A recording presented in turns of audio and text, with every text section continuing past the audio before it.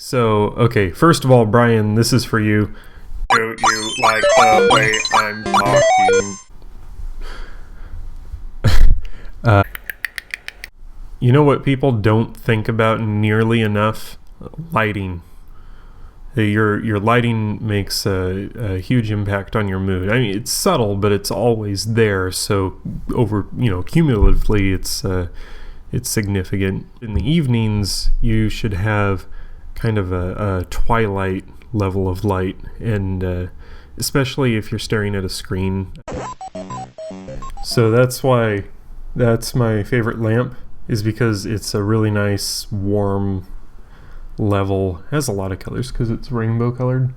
I've been watching Big Guy and Rusty a lot. Logan and I did that puzzle, and then that kind of got me thinking about it again, and I went online and I found some for streaming, and I actually tried to watch this series a while ago. I couldn't find them for streaming on the internet, so I had to resort to a bootleg DVD. This was the DVD, right? Look at that.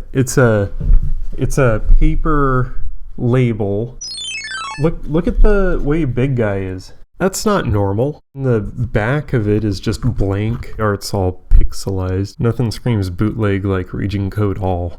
So I've been watching some episodes streaming on the internet, but I had this thought previously that this was an awesome series, and you know how it is when you watch something as a kid and it's amazing, and then you go back as an adult and you watch it and it's garbage.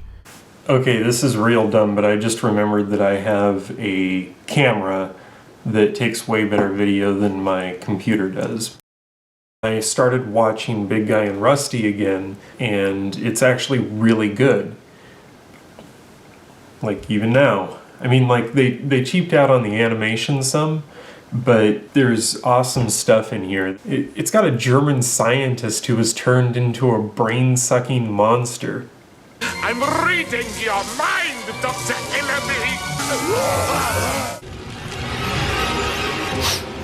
I smell something yummy. It's your brain. He can taste people's thoughts and knowledge, so the brains of the scientists are more delectable to him.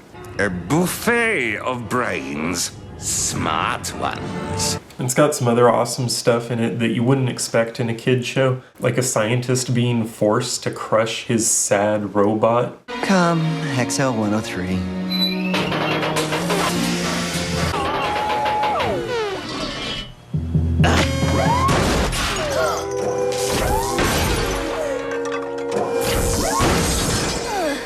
It is for kids, but it's a smart show for kids, like Adventure Time, because Adventure Time has not really lessons or anything like that, but it deals with life in a more frank way, I guess. They don't talk down to their audience. They present situations, and the audience is left to draw their own conclusions as to what was good and what was bad. There's no obvious plot cue. That's the problem with a lot of kids shows, is that they don't hide the rhetoric. It's offensive when someone tries to put their ideas into you. It's much better if they put the idea out there and let it stand on its own. Maybe the bad guy doesn't get what's coming to him.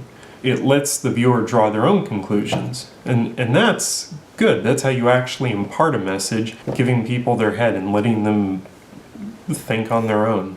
And that's kind of why I love Rick and Morty so much. I mean, you do have this old guy dispensing wisdom to people, which is about as close as putting your thoughts into someone as you can get. But he's obviously so cynical that you don't take any of it seriously. So ultimately, the viewer is allowed to make their own decisions about what's going on. Another brilliant thing about Rick and Morty is that it has stupid, juvenile humor in it. It says, hey, we're over here making fart jokes, so don't take what we're saying too seriously. You draw your own conclusions. That's brilliant.